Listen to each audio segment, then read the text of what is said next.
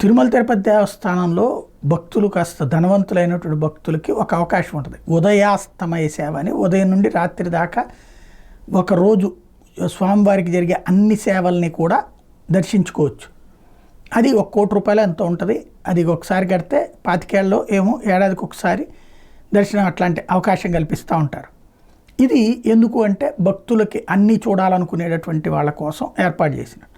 ఇప్పుడు చంద్రబాబు గారు తనని నమ్ముకున్నటువంటి వాళ్ళకి, తన కోసం కష్టపడ్డటువంటి వాళ్ళకి, విదేశాల్లో ఉంటూ ప్రత్యేకించి ఉద్యోగాన్ని పక్కన పెట్టి ఒక 5-6 నెలల పాటు కొంతమంది ఎన్ఆర్ఐలు ఆనాడు బాబు గారి కోసం పనిచేశారు ఎలక్షన్స్ ముందు.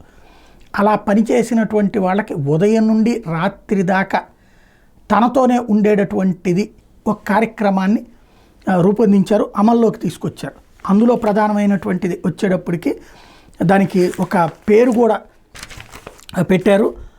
కీలకమైనటువంటిది ఏదైతే ఎన్ఆర్ఐలో మొట్టమొదటి కార్యక్రమం నిన్న జరిగిందన్నమాట, డే విత్ సిబిఎన్.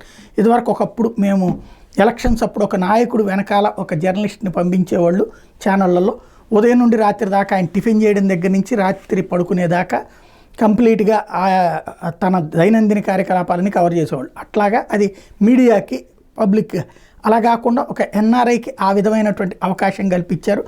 నిన్న ఉన్నం నవీన్ అనేటటువంటి ఎన్ఆర్ఐకి అవకాశం కల్పించారు. ఇక ఆ పైన రాబోయే రోజుల్లో ప్రతి వారానికి ఒకళ్ళకి ఇట్లాంటి అవకాశం కల్పించడానికి ప్రిపేర్ అవుతున్నారు.